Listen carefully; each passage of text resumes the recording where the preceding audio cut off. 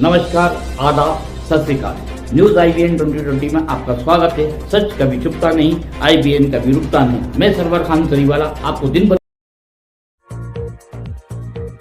दिनांक 21 जनवरी 2026 तारांकन जिला विदिशा मकान में जमे बेटों ने किया बेदखल। 8 वर्षों से किराए के मकान में रहने को मजबूर हुए बुजुर्ग माता पिता। बहू के पिता ने कराया बंटवारा, स्वयं के मकान में भी नहीं मिला बुजुर्गों को उचित अधिकार। पुलिस अधीक्षक विदिशा रोहित काशवानी के निर्देशानुसार गठित पुलिस पंचायत की साप्ताहिक बैठक दिनांक 21 जनवरी 2026 को अतिरिक्त पुलिस अधीक्षक डॉक्टर प्रशांत चौबे की अध्यक्षता में संपन्न हुई। बैठक में पंचायत कोर कमेटी सदस्य आर कुलश्रेष्ठ, प्रमोद व्यास, विनोद शाह, BK वाजपेयी एवं अजय टंडन उपस्थित रहे। बैठक के दौरान सीनियर सिटीजन से संबंधित विभिन्न प्रकरणों की संवेदनशीलता से सुनवाई की गई। तारांकन मुंडली से दाहिनी ओर इशारा प्रकरण क्रमांक 01 गंजबासोदा क्षेत्र निवासी एक सीनियर सिटीजन दंपत्ति द्वारा शिकायत प्रस्तुत की गई कि उनके 2 पुत्र एवं 2 पुत्रियां हैं। पुत्रियों का विवाह हो चुका है, जबकि दोनों पुत्र पारिवारिक मकान में निवासरत हैं। लगातार विवाद, मानसिक प्रताड़ना एवं परेशान किए जाने के कारण बुजुर्ग दंपत्ति को अपना ही मकान छोड़कर लगभग 8 वर्षों से विदिशा में किराए के मकान में रहना पड़ रहा है। जब बुजुर्ग दंपत्ति ने पुनः अपने मकान में रहने की इच्छा व्यक्त की तो पुत्रों द्वारा सहमति नहीं दी गई। बाद में बहू के पिता द्वारा मकान का बंटवारा कराया गया, किंतु उसमें भी माता पिता को उनका उचित अधिकार नहीं मिला। कभी शौचालय की समस्या तो कभी अन्य परेशानियों के कारण उन्हें पुनः मकान छोड़ना पड़ा। पुलिस पंचायत द्वारा पुत्र एवं बहू को स्पष्ट परामर्श देते हुए बताया गया कि यह मकान माता पिता की मेहनत की कमाई है और वृद्धावस्था में उन्हें अपने ही घर से वंचित रखना न केवल अनुचित बल्कि संवेदनहीन भी है।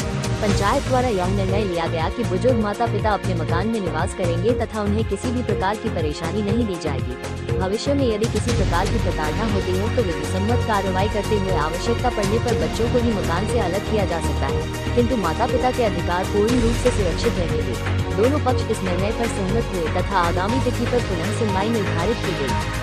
प्रकरण क्रमांक 02 एक सीनियर सिटीजन महिला द्वारा शिकायत की गई कि उनके पति शासकीय सेवक थे, जिनकी मृत्यु के पश्चात बहू द्वारा उनके साथ मारपीट, मानसिक प्रताड़ना की जाती है एवं आत्महत्या करने की धमकी भी दी जाती है। उक्त परिस्थितियों के कारण महिला अपने ही घर में सुरक्षित महसूस नहीं कर पा रही है और रिश्तेदारों के यहाँ रहने को विवश है। पुलिस पंचायत द्वारा महिला को उनके वैधानिक अधिकारों से अवगत कराते हुए स्पष्ट किया गया कि उन्हें किसी भी स्थिति में उनके पति के मकान से बाहर नहीं किया जा सकता। इस प्रकरण में आगामी तिथि पर अन्य परिजनों की उपस्थिति में विस्तृत सुनवाई की जाएगी। तारांकन मुंडली से दाहिनी ओर इशारा प्रकरण क्रमांक 03 एक अन्य सीनियर सिटीजन महिला ने शिकायत की कि उनके पति का देहांत हो चुका है तथा उनके देवर उनके पति के मकान में निवासरत हैं और मकान खाली नहीं कर रहे हैं। महिला को स्वास्थ्य उपचार एवं ऑपरेशन हेतु मकान विक्रय की आवश्यकता है। पुलिस पंचायत में दोनों पक्षों द्वारा अपने अपने तर्क प्रस्तुत किए गए। परामर्श के दौरान समझाया गया कि न्यायालयीन प्रक्रिया से बचते हुए यदि आपसी सहमति से मकान का विक्रय किया जाए तो अधिक मूल्य प्राप्त हो सकता है, जिससे दोनों पक्षों को लाभ होगा। सहमति के आधार पर विक्रय मूल्य के अनुपात में राशि के बंटवारे का प्रारूप तय किया गया। तारांकन मुंडली से दाहिनी ओर इशारा प्रकरण क्रमांक 04 देवनाथपुरा थाना क्षेत्र निवासी एक सीनियर सिटीजन द्वारा शिकायत की गई कि उनकी भूमि पर पड़ोसियों द्वारा अवैध कब्जा किया जा रहा है तथा पुलिस सहायता समय पर नहीं मिल रही है। शिकायत प्राप्त होते ही थाना पुलिस द्वारा तत्काल मौके पर पहुंचकर स्थिति को नियंत्रित किया गया एवं बुजुर्ग को राहत दिलाई गई। इसके अतिरिक्त अन्य प्रकरणों में भी सुनवाई की गई। कुछ मामलों में पक्षकारों की अनुपस्थिति के कारण आगामी तिथि निर्धारित की गई। पुलिस पंचायत द्वारा सीनियर सिटीजन के अधिकारों की रक्षा एवं उन्हें सम्मानजनक जीवन प्रदान करने हेतु निरंतर संवेदनशील एवं प्रभावी कार्रवाई की जा रही है।